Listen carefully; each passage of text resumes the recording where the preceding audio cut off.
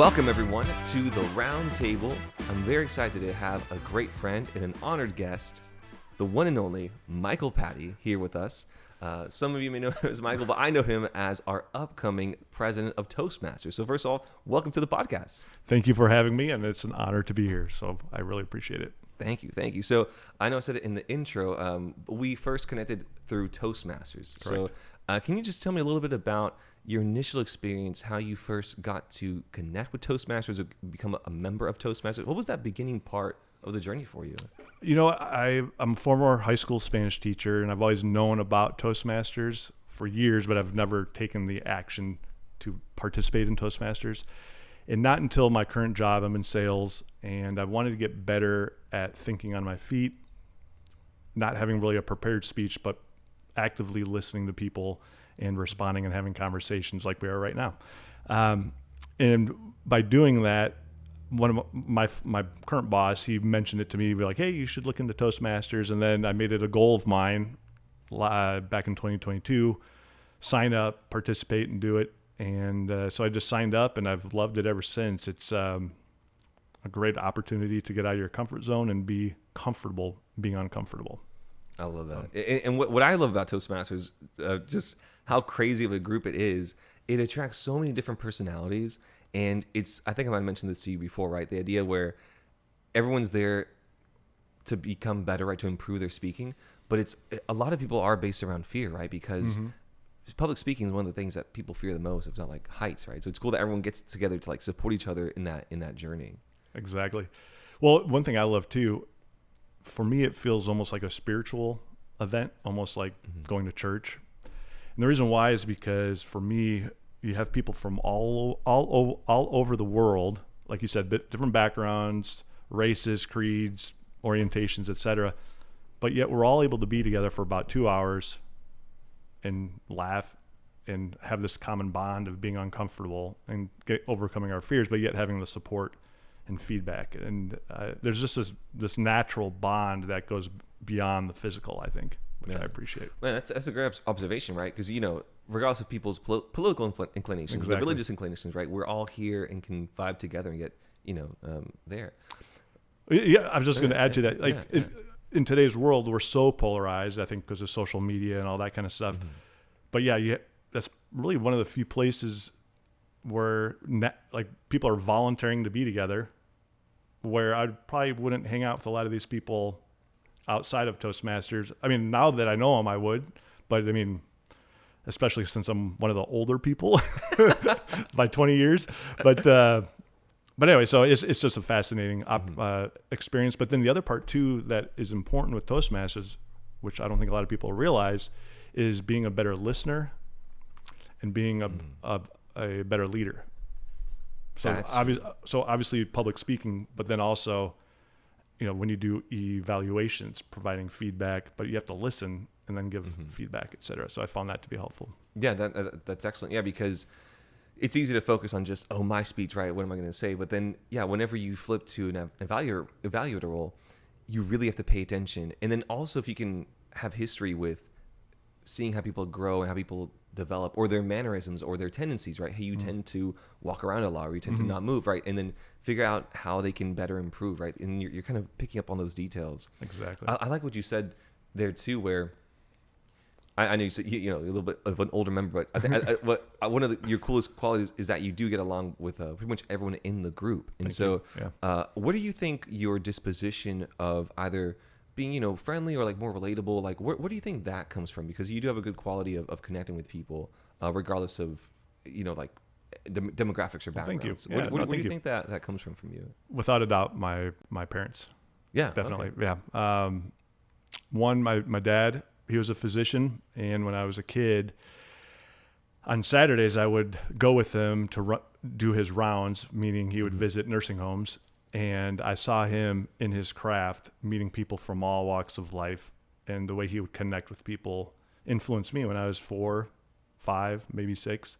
And in those formative years, I just learned how just genuinely connecting with people, listening to them, and just having that bond really connected. So he would take you, like you said, nursing homes, like kind of like He would just bring me along. Going to work with dad today. Right? Yeah, and then he would visit his patients, and I would just sit there listening and see how he would. And physically, I saw that he would change in a good way because he was in his craft, right? Mm-hmm. So the way he acted was different than when we were goofing around at home, but in a very good way. He was very professional, but yet as a physician, he spoke at a level that his patients could understand. So he understood his audience. Mm-hmm, mm-hmm. And a lot of people said that about him, about his ability to communicate. That's cool. And listen. And then my mom, she's very close to me, and she's kind, loving, compassionate, and she always put her family first. Mm-hmm. And I'm very fortunate for that. Man, what a great combo. Because on your dad's side, right, the idea that very easily, I think people of all professions can fall into this, right? Like mm-hmm. getting too in the weeds, like the jargon, right? And you lose the person right in front of you, right? Yep. And so that's a great example that your father was able to not like dumb it down, but really connect with the person, right? Having that compassion and empathy to like saying what do they need to hear and how do they need to hear it, exactly. Right? Yep. And then having the acuity to like be like, this is how to best do it. And then the cool thing of bringing this son along, right? That's awesome. Yeah. And then your mom having the kindness and generosity towards the family. That combo must have been very, very good. Are you? Do you have any siblings? Where do you fall in the sibling order here? So I'm the baby and the only boy. So I had two older sisters. One passed away when I was in 4th grade, and then my middle sister, she's still around. So, mm-hmm. and her name's Nicole. Okay. And Michelle was the oldest sister. So. Oh, okay. Yeah. Yep. How did you? I know for me being because I'm the oldest brother of 3 brothers, right? Mm-hmm. And we very much fall into that, like the characteristics, right? Like older, middle, youngest, right? And I think that's like defined a lot of my life. How do you think being the youngest and like the sibling connection, how do you think that has defined your life or helped define your life? Well, being the only male and then being the youngest, let me say this. I went to speech therapy when I was around 3, 4, 5 because I didn't talk a lot. Mm. And when I watch home videos, I could see why. And even my parents would say this, that when I was a little kid, my 2 older sisters would do everything for me. Oh. And so I got in the habit of just pointing, and they could tell what I wanted. And so they would just do everything for me, but I wasn't developing my speaking like I should have at that age. Wow. Yeah. And so there was a concern, like, is there something wrong with me, or do I need additional teaching or whatever? Yeah. Yeah. But fortunately, just by going through therapy, it was just that I was not having to talk because I had my 2 older sisters. Now Nicole, my sister, my middle sister, she would say I'm the favorite. I think my parents did a great job of treating us all equally and mm-hmm. uniquely. And again, I'm just very fortunate that I had that. But I would say, again, from my perspective, I thought they treated us all equally. But me being the youngest and sensitive to relationships, and maybe because I didn't speak earlier when I was younger, I understood the need of having good relationships. Okay. I think I see what you mean. I'm dependent on people to help me mm-hmm. achieve a goal. Like I didn't, mm-hmm. I understood people in my life are important to help me grow and all that kind of stuff. And so one more quick thing, just while it's coming up, please. Yeah. I remember like around 4th grade, I was very sensitive to the political dynamics of my class. That early on. Wow. Yeah. Like who the in crowd was, who had the power, who didn't. And I was sensitive to the fact of like, okay, I need to build certain alliances. And I think that's what led me to majoring in political science, because I always found that interesting. Yeah. You're like, okay, this is the authoritarian regime. This is a revolutionary. Yeah, like, seriously. I got to join just faction. And I ran for like student council. Mm-hmm. My parents wanted, they were encouraging me to be active. I'm like, okay, I guess so. But then I was like, okay, I could use this to my advantage, with the in crowd and this crowd and all that kind of stuff. So, yeah, you're like playing Game of Thrones at like more or less, at like 4th grade. Like, okay, if I do this alliance, that's crazy. if I play with them at like lunchtime, like they'll foster an allegiance. That is interesting. So going back just one step before I talk about that is it's pretty cool though that even though when you were growing up that maybe you didn't develop verbally as quickly because of your sisters, right? But that there still was that communication, right? You still found a way to kind of get what you wanted or what you needed, right? By pointing, right? Mm-hmm. And so there was still that development, but just in a different way, Yeah, right? that's a good way to look at it. And then the whole fourth grade, like understanding dynamics that early, that's crazy, because I don't even think I became aware or conscious until I was like 22 or something, like of like what the world was, right?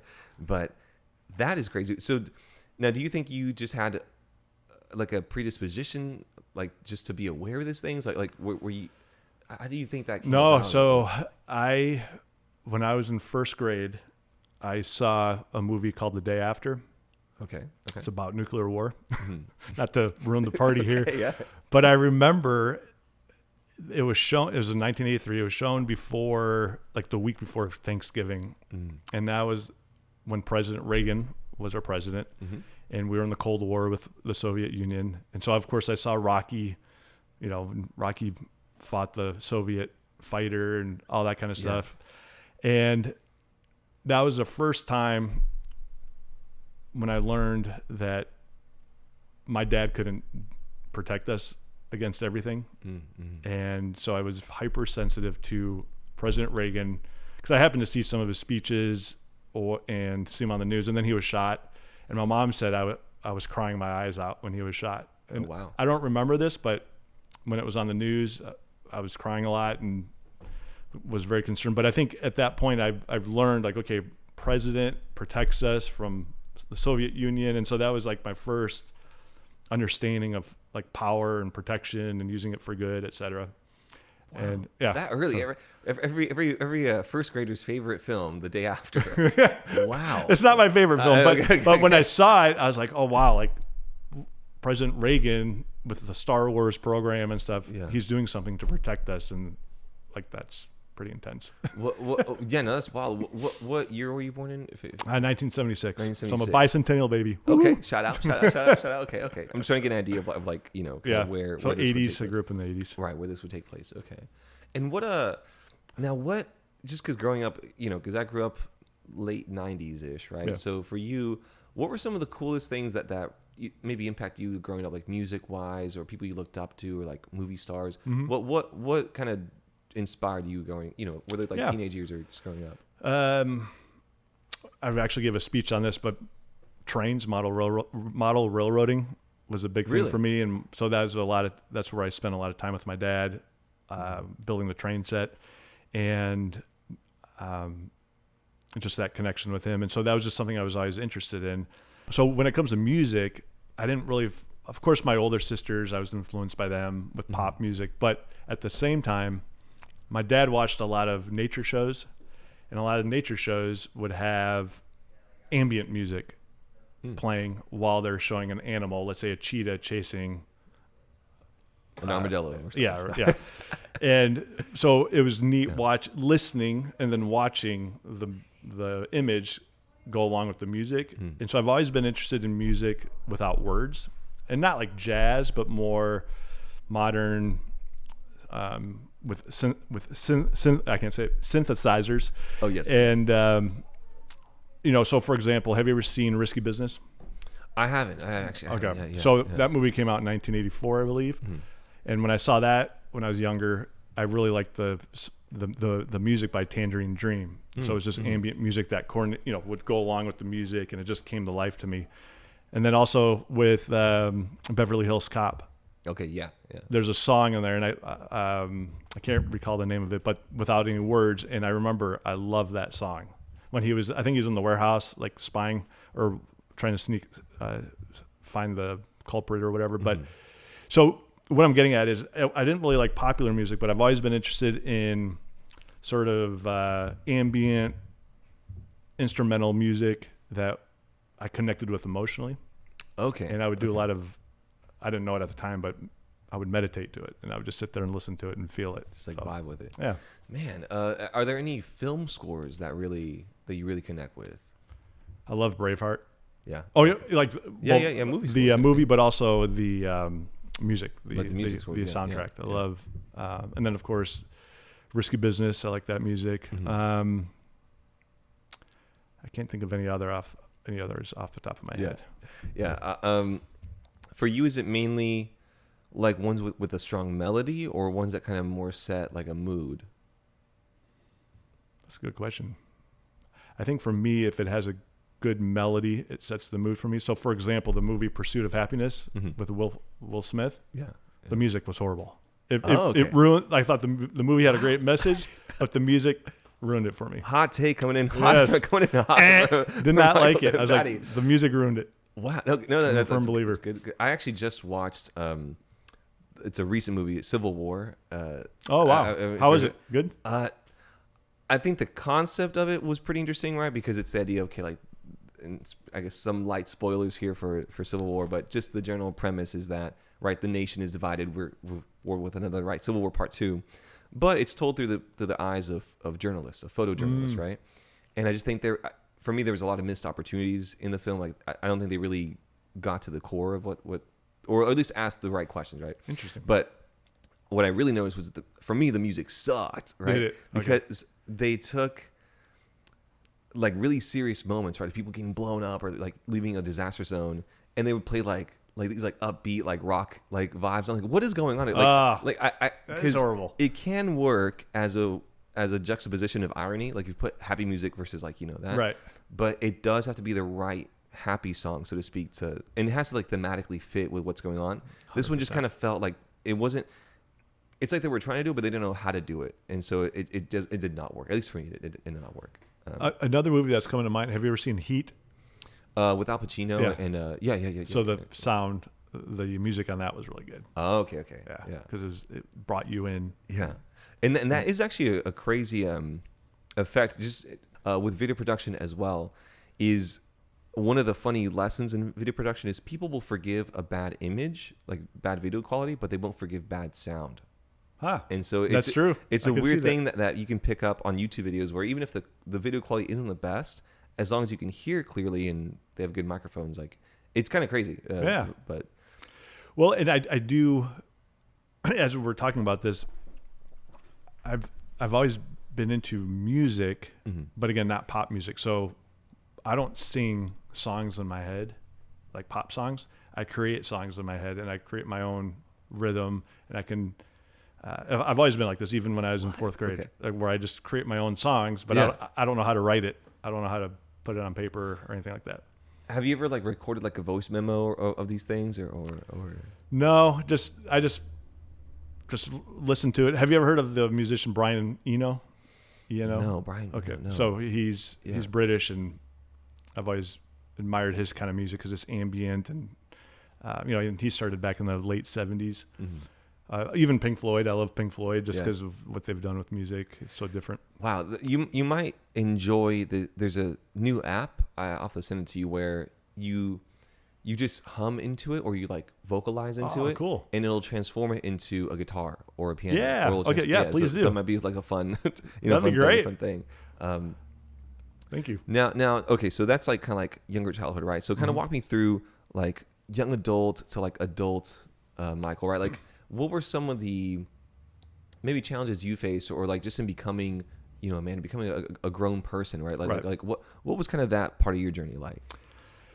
Well, again, going back to fourth grade, that's when my sister passed away unexpectedly, and so that obviously changed my relationships with my family, with people outside of my family. I became very, I would wear a mask.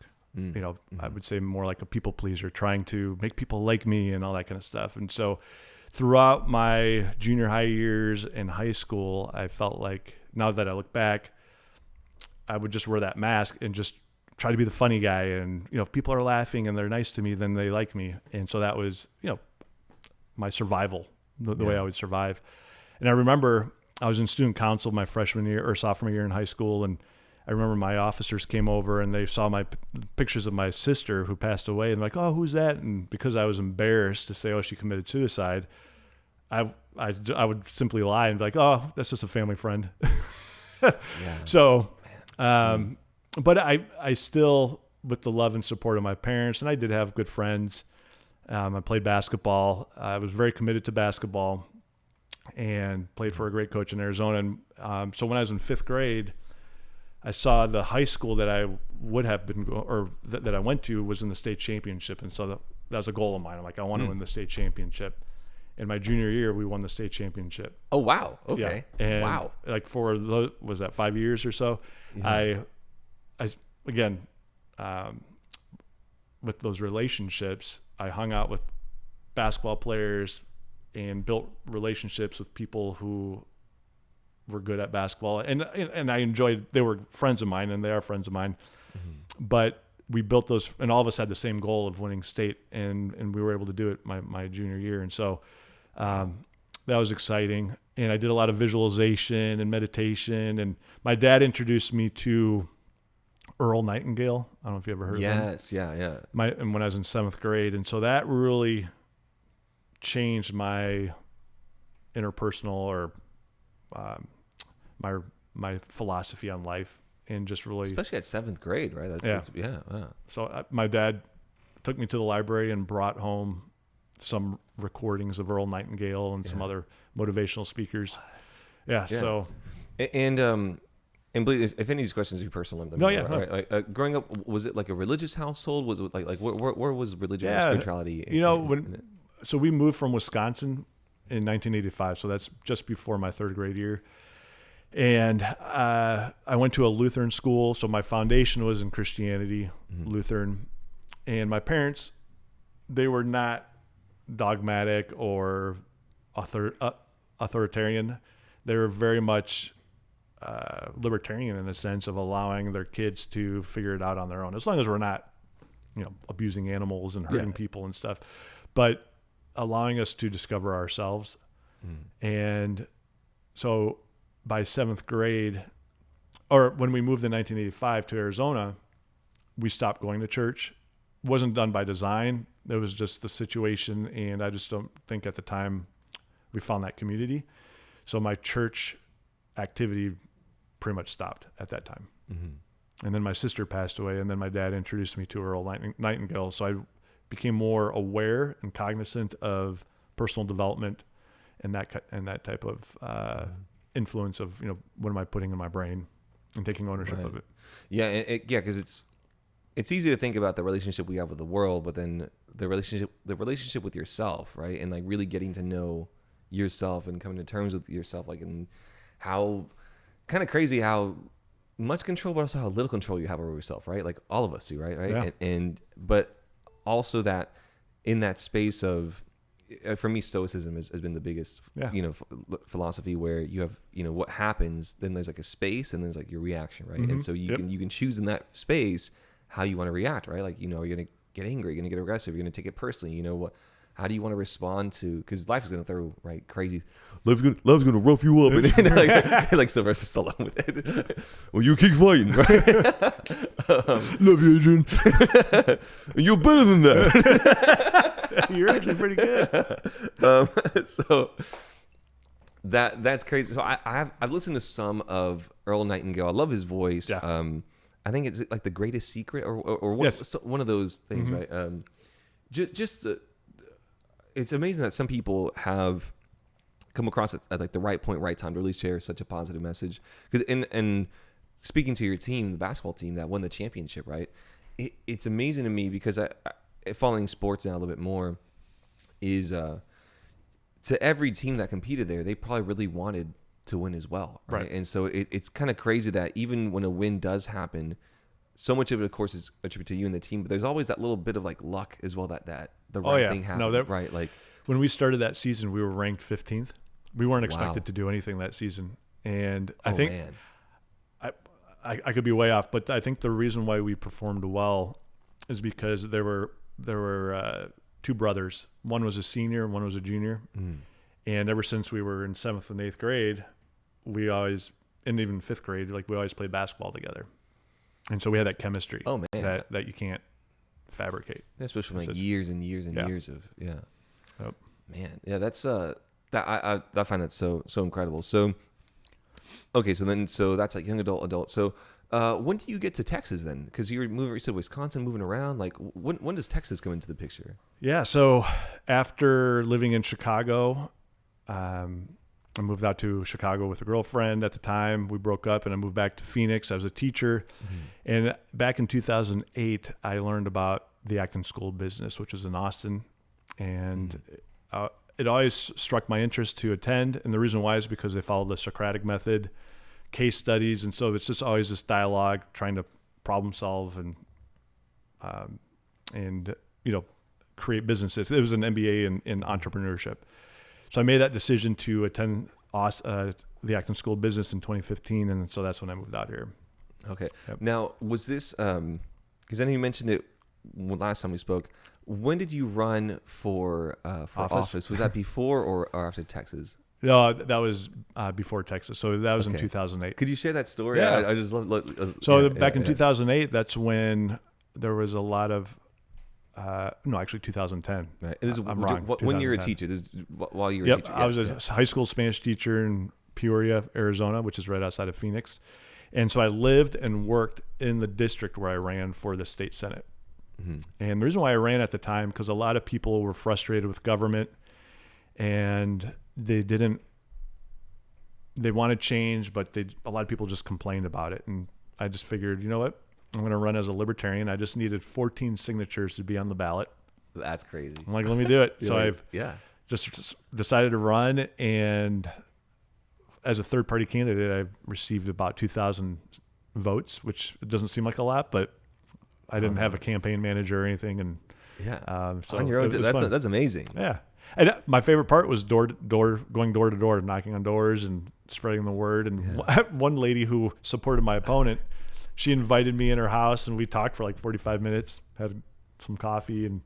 But I love talking about politics, and I think that's why I love Toastmasters, is because we can talk about meaningful things without getting into an argument. It's just having discourse. Yeah, or understanding that it's like the ideas can be separate from the person, right? Exactly. Like I'm not attacking the person. Like these ideas here. Right. I love. Okay, so just quickly, tell me a little bit more about the door-to-door experience. What was that like? Like building up the courage, like knock on doors, and did you like a speech prepared? How did you go about that? Well, I'll take it one step even further. So I'm a teacher, public school teacher in the district where I was running, and I ran as a libertarian, and my platform was against public education. Crazy. Yeah. Ironic, crazy. Like what? Yep. And my Republican opponent was on the school board of the school district where I taught. So that was exciting. And I had 3 main key points I wanted to share with people as to why I was running. And I just went door to door. just like there are some interesting people. But again, all I needed was 14 signatures. And so once I had those signatures, no, actually this is for campaigning. So I did a lot of footsteps, and I enjoyed it just because I like talking politics. And even when I would go to happy hour, I would tell people I'm running for office. Like, no, you're not. And I had my business card and all that kind of stuff. And so, oh man, that's for me. That's such a cool, even just the attempt of it, right? Like that, and then going. Especially the door-to-door aspect of it, that's like wherever you are, I'm spreading the word. I feel like with me with like the magic show, like any opportunity you get, you're just sharing it, Yep. But this is such a cool cause, and then the context of it being a teacher doing this. So I don't know, just huge respect. That's awesome. Can I mention something, and maybe we can edit please, this? Please. Yeah. Going back to when I was in high school, my dad also, besides Earl Nightingale, he introduced me to a program called "Where There's a Will, There's an A." Have you ever heard of it? Okay, no. Yep. What's that? Yeah. Basically, it's a program that taught techniques on how to be successful in school. So, for example, one technique would be sitting in the front. Another technique would be when you hand in your papers. It's like if you're a restaurant owner and you give a plate of food, you want it to look nice. So put your essay in a nice folder and get, so it stands out. Oh, okay. I know it's not magic, but no, just the way when I'm thinking about it, it makes me sort of think of magic. Like, okay, I'm sitting in the front row. I'm always volunteering to answer questions. I'm always the first one to participate, to give a speech or to do something. So because this program taught from a teacher's perspective. Okay, when the teacher sees 30 essays and they're all just regular paper, and then yours is presented, subconsciously that teacher is going to look at it differently. Yeah. I'm not saying it's right, I'm not saying it's wrong, but it's just human nature. So it opened my eyes of how to present myself and using techniques to be more successful in the classroom.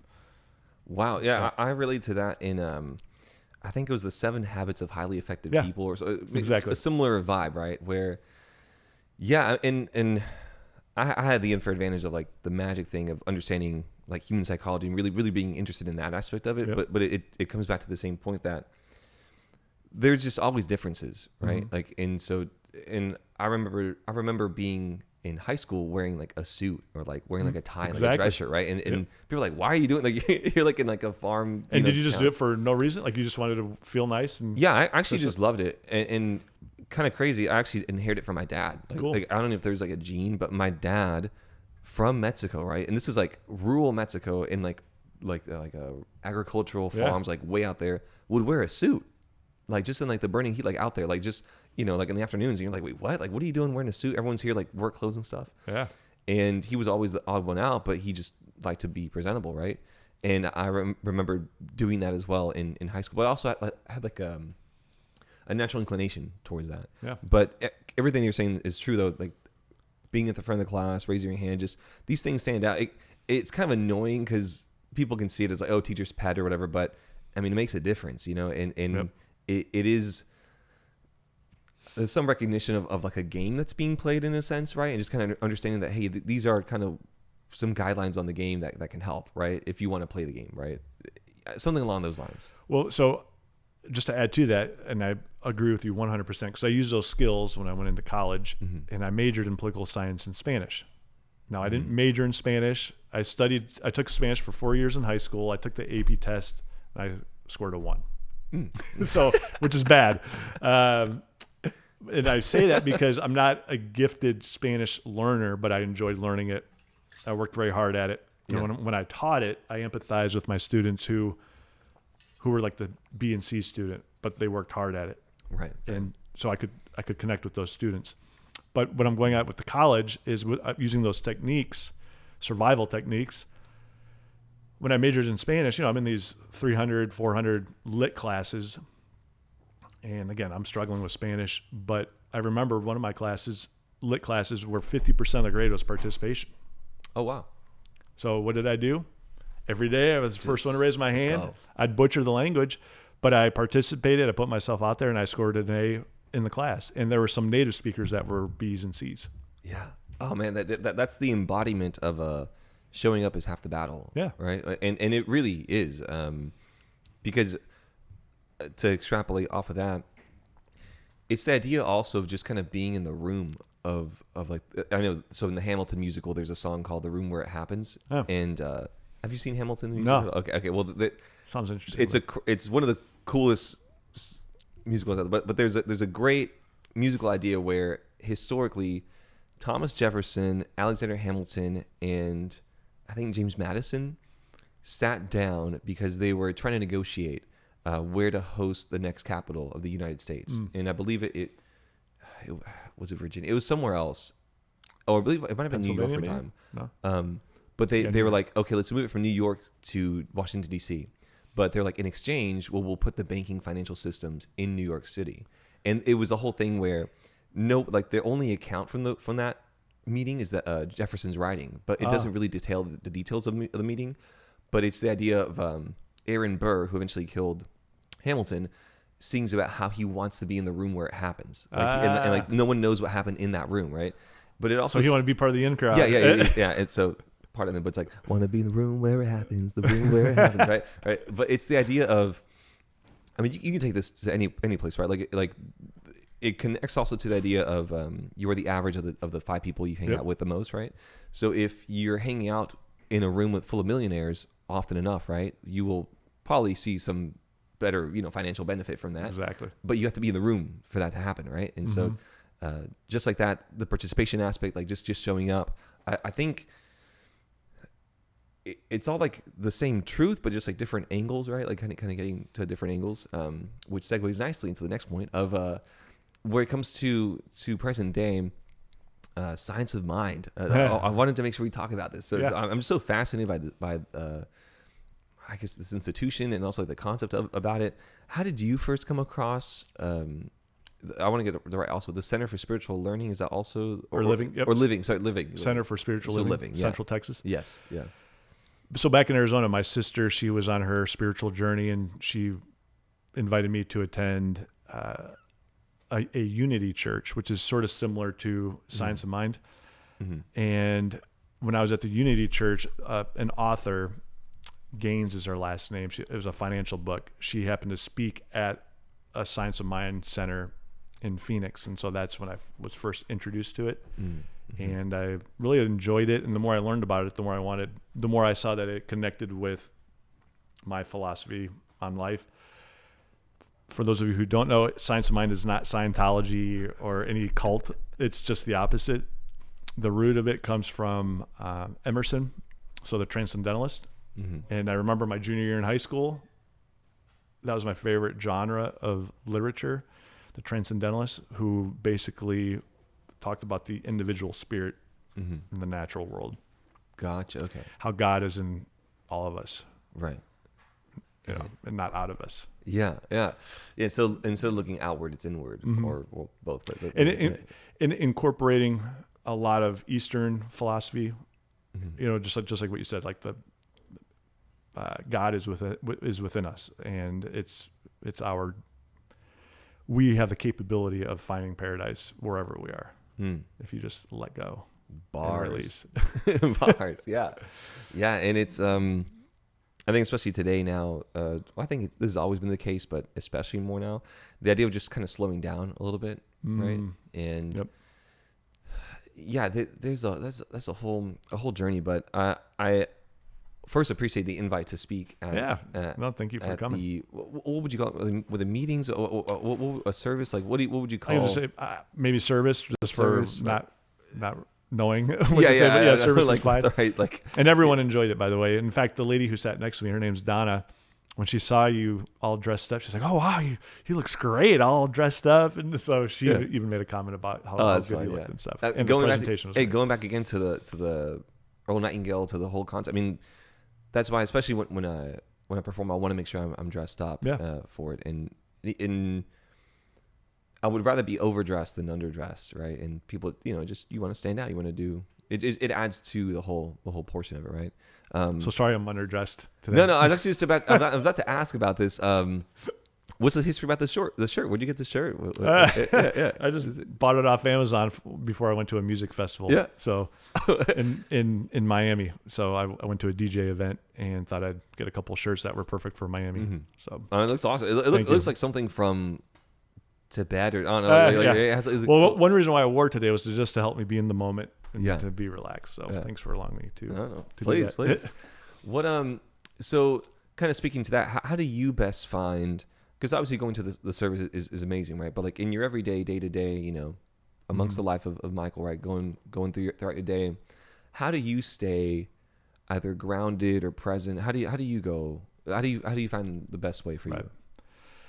Well, as Walt would say, the minister at our Center for Spiritual Living, Walt Brewer, great guy, he always says regular spiritual practice.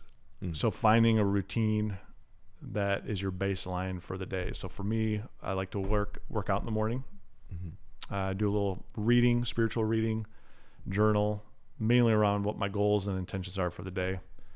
So by doing that, no matter what happens the rest of the day, I know I did something positive, productive, and also a meditation. I meditate in the morning for about 10 minutes. So just to help me get grounded and mentally prepared. Now, there's maybe a negative to, Earl Nightingale, all these self-help books, where there's a will, there's an A. I've become so reliable on them that I think it's maybe deterred me to be my authentic self in the moment. So maybe the increase of fear of failing or not achieving what I want, I try to use all these, strategies to be successful, but I'm not in the moment, not, just like you said, slowing down, be in the moment and be human and enjoy the process instead of putting such a high standard and losing my authentic self through it. If that makes sense. Yeah, it's cool that you can like assess yourself in that way, right? Yeah, because So first, when you, so first, when you work out, do you listen to any music or is it? I use Beachbody, so they play music or whatever. Okay. And the reason why I don't like going to the gym, Yeah. I like working out at home. My girlfriend doesn't like me working out at home because it wakes her up. But I like working out at home because I save on time. Yeah. So let's say 30 minutes, 15 minutes to get there, get dressed and all that kind of stuff, and then come back. But then also, they tell me what to do, the people on the video. Kind of so I don't have to really think about what I'm doing. I just go along. So I'm more committed to doing it. Mm-hmm. It's not you only have a certain amount of, I don't know the correct word, but like brain energy, like bandwidth. Bandwidth or mind energy. Yeah. So I'm probably overly aware of it. So I try to be as efficient as I can throughout the day. I feel you. Throughout the whole day, you have a limited amount of bandwidth, right? And so you want to make sure that when you start, you can really kind of set yourself up on a good foundation for the rest of the day, right? Because you have no idea what's going to happen. I also wanted to touch briefly on what you mentioned, because I found a similar thing here, like a similar barrier is being so focused on like self-improvement and achieving goals and like how do you like best optimize your day and everything.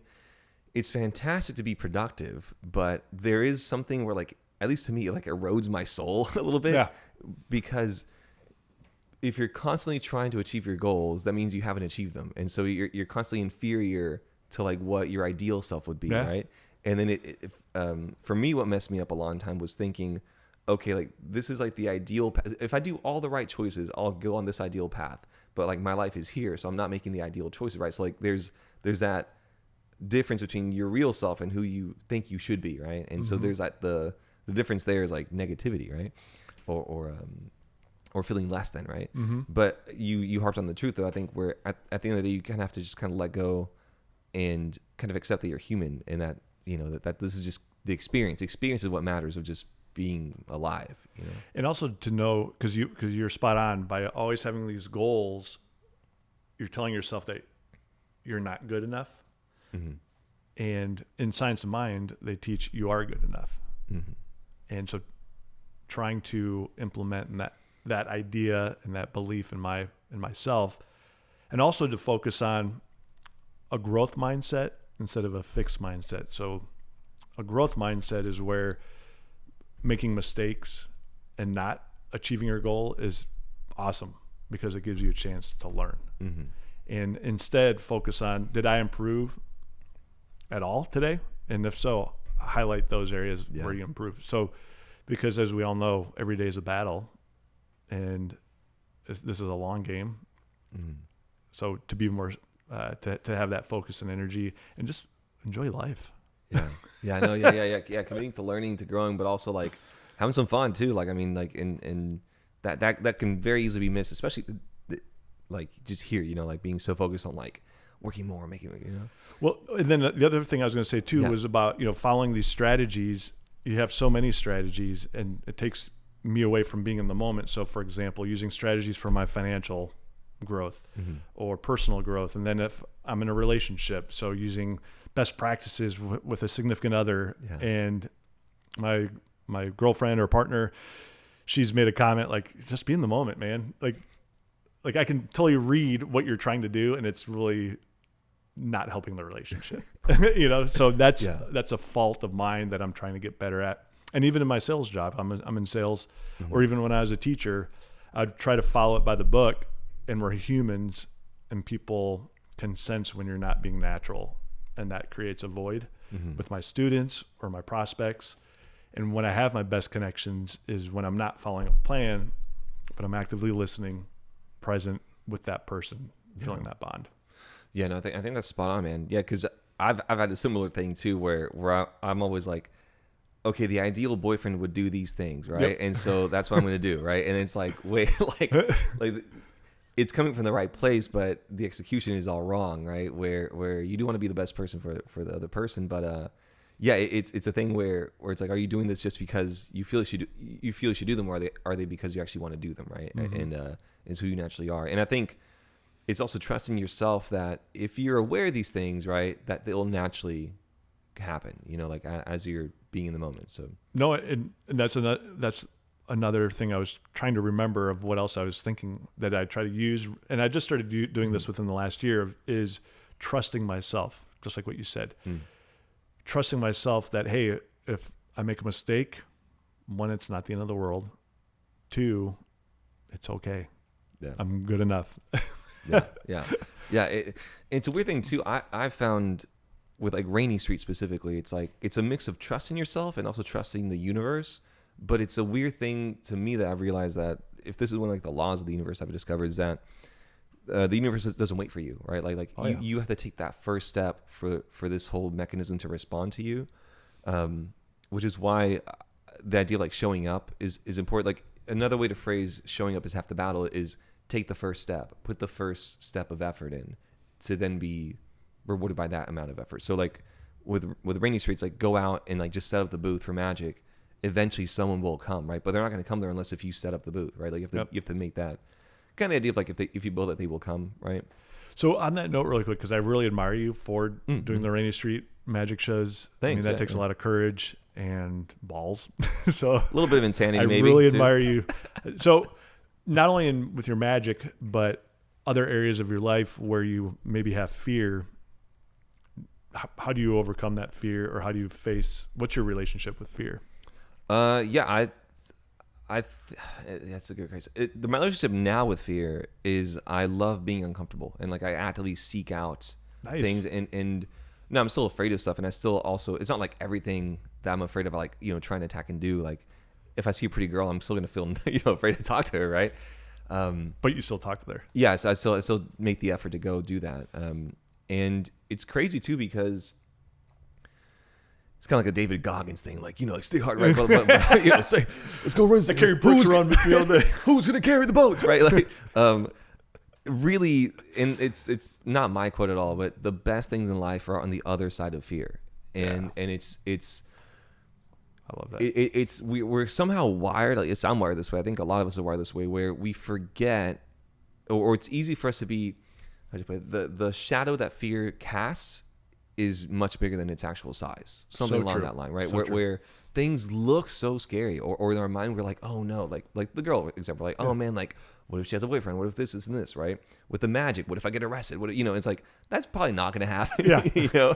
There's probably a couple steps before that, but in our mind we just amplify things so much. And to me, I love the idea of just kind of just going for it and just seeing what happens. I think a lot of it for me comes with the idea of video games that had a huge influence on me growing up, in positive and negatives, right? I love these games called role-playing games where they're very dialogue driven. Okay. So you'll have different endings. Let's say there's 10 endings, right? But depending on your choices of the games, you can get like the best ending or like the worst ending. And so for a long time in my life, I was like, oh, life is like a video game in this regard. If I do the right things, I'll get the best ending. But then I would think to myself, oh, I'm in the middle ending right now, right? And so it would lead to this like disparity.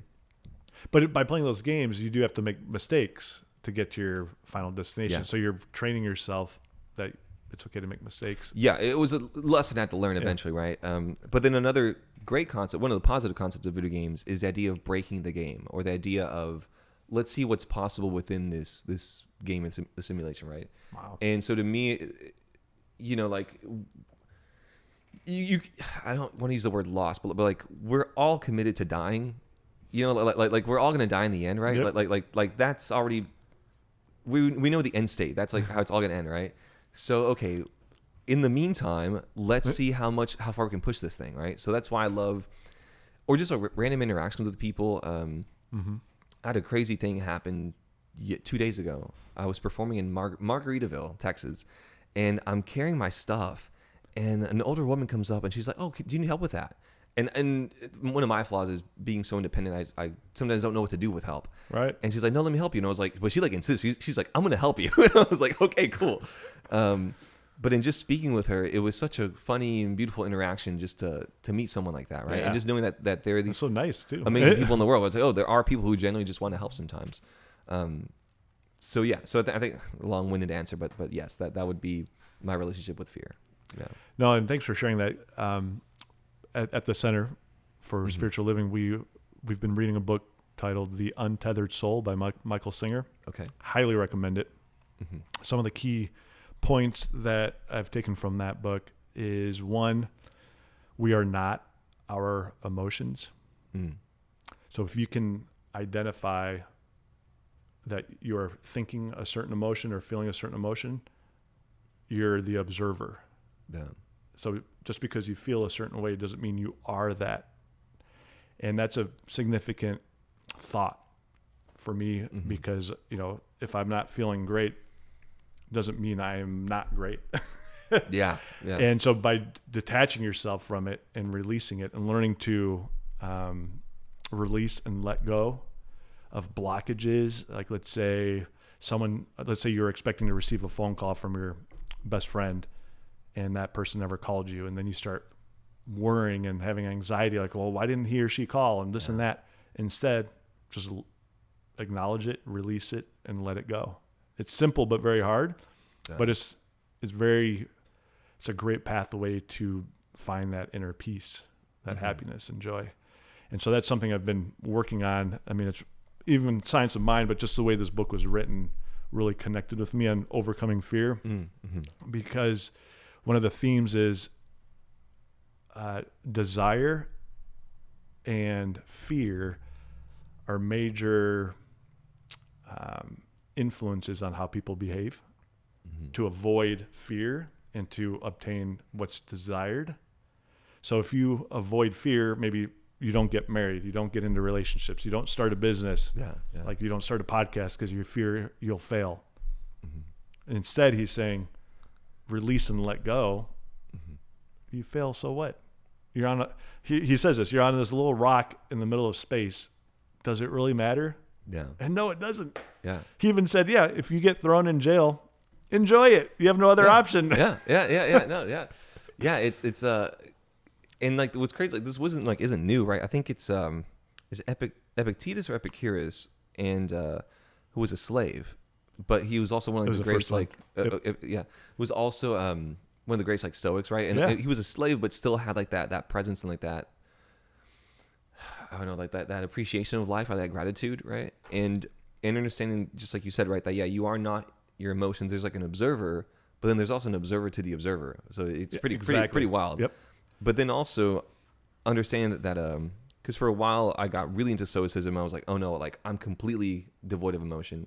But it's like, no, like understanding that also emotions can be tools, right? Because you can use anger to motivate you through an intense workout, right? Or you can use like desire, or like these different things are also tools that can be used. And just like I totally use that in my act with magic. You can play off people's insecurities, you can play off people's fear of the unknown, or people, or people's skepticism, right? And it is a beautiful thing, or it's an interesting thing where just like other people, like I'm susceptible to it as well, right? Like everyone's susceptible to these, and so it's just an awareness of that, right? Oh, yeah. Have you read the book Man's Search of Meaning by Viktor Frankl? I've heard of that book so much, and I've read so many summaries of it, but I've never read the actual text. Well, he's along with Epictetus, where you have a stimuli that hits you, and then you have a choice on how to react to it. And the Stoics would even say it on the first hit, you need to release that emotion, but after that first emotional response, you have a choice on what to do. Yeah, are you going to hold on to it and be angry? So he was in a concentration camp. Yeah. And his loved ones died, or they're murdered. And he was a physician as well. He was a psychotherapist. Or is it psychotherapist? Yeah. Okay. But he was a physician. Yeah. And so he saw that the people who died, not obviously murdered, but the ones who maybe died, whereas others survived, the ones who died were most likely had an expectation of, okay, by this date, we will be saved. Whereas the other ones were just focusing on the moment of, I'm choosing to be happy. Yeah.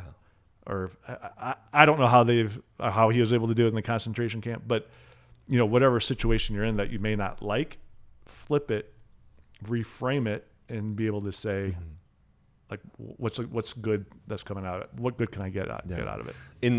Being in like the worst situation and still having, I think one of the things was having something to live for, or like something like that, something like future minded, something like that.